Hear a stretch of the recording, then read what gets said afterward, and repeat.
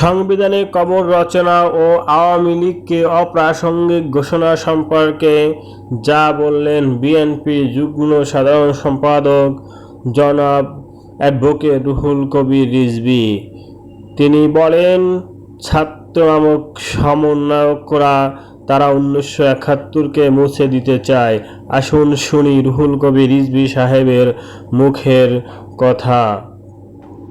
শুনুন কি বলেন রুহুল কবির রিজভী।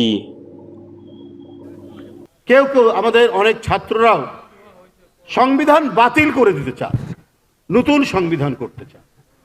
তো এখানে তো আমার মনে প্রশ্ন জাগে, আমি যে দলটি করি ওই দলের প্রতিষ্ঠাতা হচ্ছেন শহীদ রাষ্ট্রপতি জিয়াউর রহমান, যিনি দেশ বিদেশ আন্তর্জাতিকভাবে স্বীকৃত, জনগণের যারা ইতিহাস লেখক তাদের কাছে স্বীকৃত, তিনি মুক্তিযুদ্ধের ঘোষক।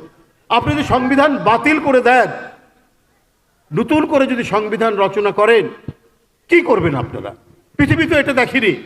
পৃথিবীতে বলা হচ্ছে যে একটি জাতির আত্মজীবনী হচ্ছে সংবিধান।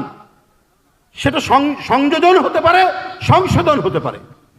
যেখানে ফ্যাসিজমের বৈশিষ্ট্য আছে সংবিধানে, ওটা বাদ দিন, ওটা বাদ দেওয়া যেতে পারে। সেটা তো রাজনৈতিক দায়িত্ব।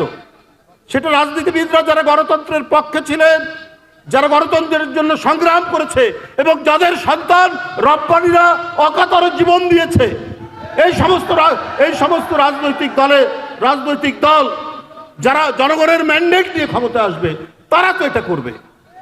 এইটা হঠাৎ সব বাতিল করে দিলে পরে তো মুক্তিযুদ্ধকে অস্বীকার করা হয়, স্বাধীনতাকে অস্বীকার করা হয়। সংবিধানের মধ্যে আওয়ামী ফ্যাসিবাদ বাকশালের যে বৈশিষ্ট্য, সেটা দূরীভূত করতে হবে। কিন্তু সংবিধানের ধারাবাহিকতা থাকবে।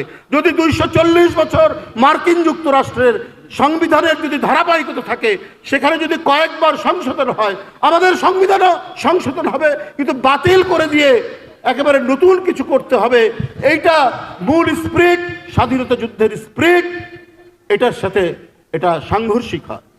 যে দেখুন, আজকে মানুষের প্রত্যাশার একটি পরিবর্তন, সেই পরিবর্তনে অন্তর্বর্তীকালীন সরকার হয়েছে। এই সরকারকে বিএনপিও সমর্থন করেছে, নানাভাবেই সমর্থন করেছে, নানা দিক থেকেই সমর্থন করেছে। কিন্তু এই সরকার যদি কোনো একটি দিকে হেলে যান, তাহলে এই সরকারকে জনগণ কখনোই মেনে নেবে না। এই সরকার, তাকে যে নিরপেক্ষতার দায়িত্ব দেওয়া হয়েছে, সেই নিরপেক্ষ দায়িত্ব তিনি তাদেরকে পালন করবেন। সরকারের আইজি বলেন, আমাদের হাতে কোনো ম্যাজিক নাই, আইন শৃঙ্খলা পরিস্থিতি রাতারাতি আমরা ঠিক করতে পারবো না। এখানে ছিনতাই হচ্ছে, ডাকাতি হচ্ছে, এমনকি ব্যাংক ডাকাতি হচ্ছে। আপনার হাতে তো ম্যাজিক না, আপনার তো দায়িত্ব এবং উদ্যোগ দেখবে মানুষ যে আপনি এই দায়িত্ব পালন করছেন। কিন্তু সেই দায়িত্ব কি পালিত হচ্ছে? কেন ব্যবসায়ী মারা যাচ্ছে, হত্যাকাণ্ডের শিকার হচ্ছে? কেন শ্রমিক অসন্তোষ হচ্ছে? কেন জিনিসপত্রের দাম কমাতে পারছেন না? কেন সোনালী মুরগির দাম মাত্র 2 দিনে 30 টাকা বাড়বে? কেন আপনার ব্রয়লার মুরগির দাম 2 দিনে 20 টাকা বাড়বে? কেন চিনির দাম 10 টাকা বাড়বে প্রতি 1 দিন 2 দিনে? এটাই তো ব্যর্থতা।